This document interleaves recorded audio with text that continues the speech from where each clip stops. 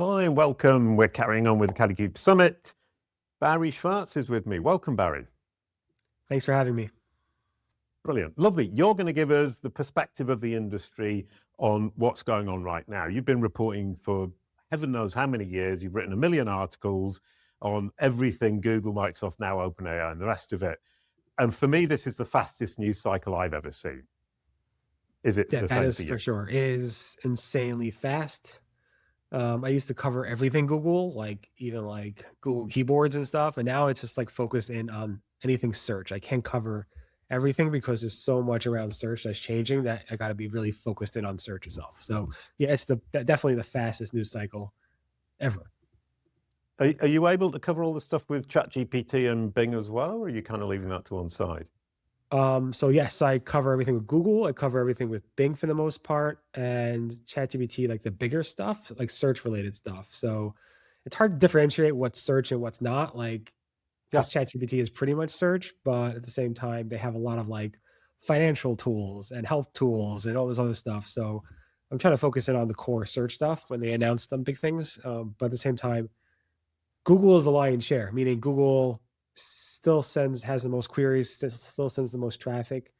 So that's still the most important thing for website owners and business owners. Right. Okay. And so how is the world now defining search? I mean, I talk about search engines, assistive engines, and assistive agents. That's just me. How is the rest of the world seeing it? I don't know the rest of the world, but I mean, search has really changed. Like it's evolved, like Google says. So, I mean, would people consider ChatGPT search? No, they probably consider it AI. Like, ChatGPT really has the brand around AI, whereas Google really Mm, wanted that brand. And Gemini is there, but Google, you say Google, you still think Google search. mm, So I think search is more about like you type in a question into a search box, or you ask a question to Google, and you get a response. It could be AI generated. mm. Um, that will go across like, but there's just lots of things around AI. There's agentic coding. There's um, Yes. building images and videos and stuff like that. So AI is way beyond just search. It's just one part of search, and AI can be used in any capacity across pretty much any industry these days. So saying, OpenAI is just about ChatGPT is not correct. OpenAI is well beyond that. So while Google's keynote itself was a little bit about search and a lot of bit about AI across other industries. So Right.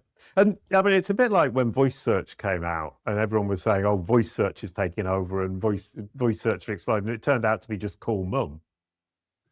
well, voice search was just an input into the search box. Yeah. What you type in, so not necessarily mum. It's more Google's really good at voice to text, and that's what it was. And I don't know. This is beyond anything Google's No, done so before. I just meant that Right. people were misunderstanding what voice search was. When somebody used call mum and said, call my mother to their phone. We'll call mum, not mum the Yeah. algorithm. Oh, I'm so Sorry. sorry. Got it. Okay. Anyway, so the foundational question there is search growing or is it shrinking or is it just fragmenting? Google had their I/O conference on May 19th. They announced in the search part that Google had their highest quarter, um, the highest number of searches ever last quarter. So in Q4, Right. or the last quarter, well, maybe Q1 of 2026. Right. So searches are increasing across Google. People are using ChatGPT more often. People are using Gemini more often. People are using Google Search more often in AI mode and so forth. So Google searches are continuing to increase. So people are more engaged with search. People like publishers and SEOs are feeling that it's less because we're not getting as many clicks and getting less traffic. So you have like the two things. Google's answering the query, or all these engines are answering these queries much more robustly and giving you the answer without having to click over. So the publishers feel it's less search, but Google's saying, hey, we're getting more search queries than ever before. And their ad revenue definitely proves that. I mean, they're making so much money. Yeah. Which also brings to the question, the brands and the SEOs. So as an SEO or a digital marketer, I have my kind of approach to this, and then brands have their approach. Is it the same approach? Is it a different approach? And how scared is everybody? So there's lots of approaches still. I mean, it depends on what you do, what industry you're in, and so forth. So if you're selling product, shopping ads work incredibly well. Google Mm. ads still work very well across these platforms because Google needs to make their money. So they're going to make sure those clicks are clickable. Google's trying very hard to test, just like a month ago, they announced 5 new ways of linking out through AI overviews and AI mode. They're trying to make it more eco-centric, ecosystem friendly. So they're trying different things. At the same time, we're getting less traffic still because of it. And that's just how search has changed. We saw this back when Google, like you mentioned to me earlier, before we started recording, about universal search. And when Google launched universal search, before that, there was just 10 blue links. You did a query, you got 10 blue links, and there was no videos, there was no news results, there was no images. It was just 10 blue links and no local results or anything. And people were complaining because they got less traffic. Google started definition boxes. You did a search for a keyword, like what's the definition of this? There used to be definition sites that ranked for it. And then Google put out their own definition there, weather results, So over time, Google search has changed and sent less traffic to certain types of industries. AI gives Google the ability to give you the answer for anything right away, pulling from your own content, and Google's trying to cite links, but it's sending less traffic to publishers and to websites. And that's a big shift for people. And what are people doing? So some people are saying, all right, I can't really optimize for the clicks. I'm going to optimize for the brand or for the citation and the mention in the Google answer, in the AI answer. Right. So I'm hoping my brand shows up. So if somebody searches for the best hair in the SEO industry, they find Jason for that. And that's the most important thing. So, and that's what you want to come up for. Like, you want to be known for the best hair in the SEO industry. So you get my point. I mean, the real goal is to show up there. So SEOs being SEOs are doing different tricks and things. Like Google just published a document around myth busting, these things like listicles and LMS.txts and markdown files and chunking and all this stuff to try to trick the AI answer, trick the AI to give your brand to show up. Now, some of these things work and they work now and so forth. Some of them will work in the future. So SEOs being SEOs, they'll do these things and so forth. But are the brand mentions enough to keep your website in business? Depends on the industry. Publishers are suffering, like news publishers are suffering big time. Whereas if you sell a product or you're a company that sells a service, you'll probably be fine because people will try to find your brand and so forth. So I think it kind of jives with what you guys are doing as well on a very high level. Yeah. I mean, we focus on brand. We're obsessed by brand. And when I talk to e-commerce sites, I'm not necessarily the best person to talk to, and media sites, same thing. My next question is about ambient surfaces. I've been talking about explicit, implicit, and ambient research, and the idea that search is moving into the applications like Gmail and Google Docs and Teams and so on and so forth. Are you seeing anybody talking about that, or is it just me? So search has always been talked about to integrate into Google's verticals, or even Yahoo or Microsoft. You see it all the time. Like Google's talking, we improved the Gmail search box, we improved our spam detection, we improved Google Docs search and so forth. So I don't think that's not AI is getting into these things now. Like Google's incorporating AI, not just search related AI, but like helping you compose an email, helping you make a Google Doc, helping you make a presentation or a video for slides and so forth. So that's definitely being put into search. And when I think about ambient like search and ambient like surfaces, I think more about like wearables, like glasses and speakable devices. It's kind of, I don't know why I think that just came to mind when you were talking about it. But I don't know if like the AI evolution or change is actually having a bigger impact on how people search in Gmail or Google Sheets or Google Docs or so forth. I don't know about that. No, I mean, I suppose kind of part of what I'm talking about is the idea of push, like discover, and the idea that it might push suggestions to us in Gmail and Teams and so on and so forth. Right. So there is a concept that Google's releasing slowly to more and more places, personal intelligence, I think it's called. And personal intelligence does take all your, I guess, of course, Google's properties, Gmail and conversations and anything you do in the Google sphere, or anything you connect to it, and will kind of give you a personalized response in Google Search, Gemini, Google AI mode, and so forth. But you have to allow it. You have to opt into it. Yeah. And we've seen Google do some levels of personalization before AI. And Google said those levels of personalization where maybe you like stuff on Facebook or on Google Plus back in the old days, that stuff wasn't useful in making the search results more relevant. But in the AI world where Google's giving you AI responses, I mean, somebody might just go to Google search and say, where was I last summer when I took my boys on vacation? And what do you suggest I do that's similar to that within a certain mile radius, but is new and refreshing? And maybe Google could look past at your Google Photos, your Google Gmail receipts from your hotel bookings and so forth, the venues you purchased, the maybe the tickets you bought to see a movie or to go to some type of Hall of Fame, and say, you know what, you went to these places. We think your boys might like this.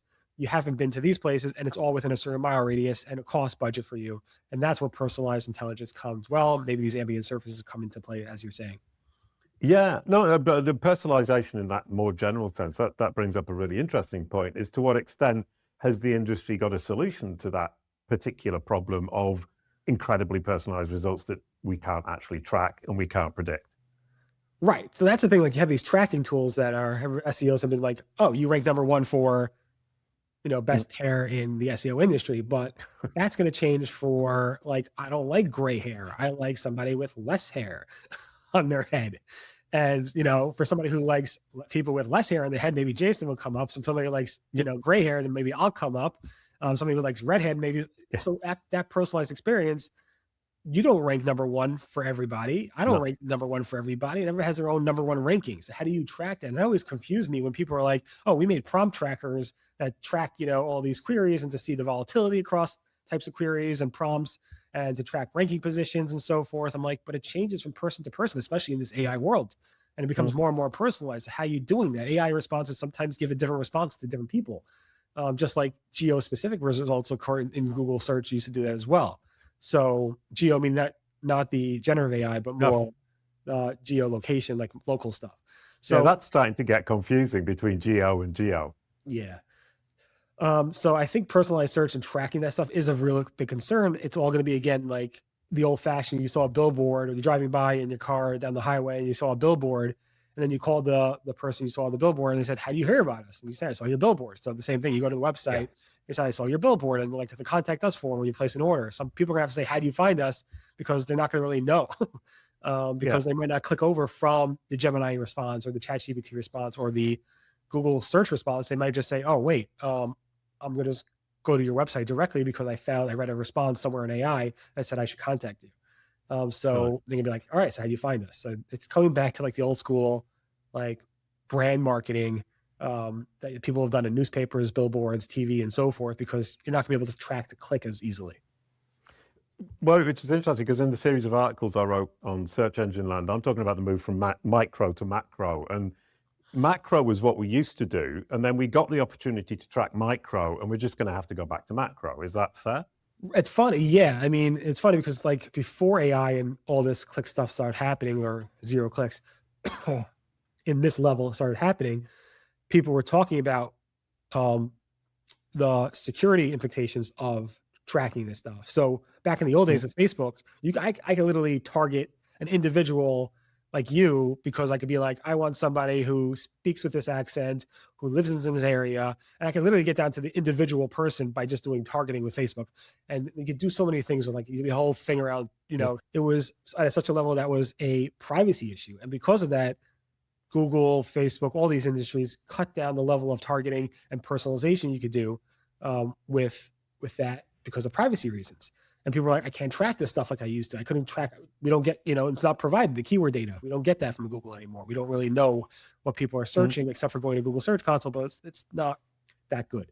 That being said, we were kind of preparing for that. Like, we have to go on the macro level because of that. And now it's even more so because of these AI responses, because people aren't clicking from them.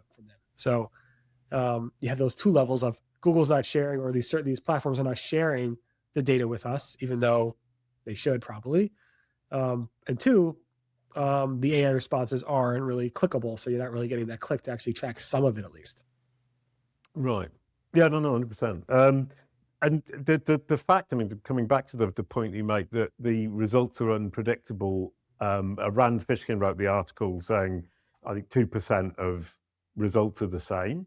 And then I started my Search Engine Land series based on that. And the idea of being able to track at a micro level, Rand was basically saying it's not possible. Are you on that? Yeah, opinion? I don't think it's possible. I think it's going to get less possible over time. So these tracking tools are actually just throwing drops of water in the sea and hoping. They do more than just that. So it's they help you with other things. I'm not a big tool user, No. but in terms of like tracking prompts and how they change, there is some level of caching. So I guess if I do a search, a prompt, and somebody else does a very similar prompt, and they're next to, like they're in, down the block, maybe it will be exactly the same response because they have to do caching to save on tokens and so forth. But I mean, it's just going to get more and more customized and more personalized because that's the beauty of AI, and that's the trend, really.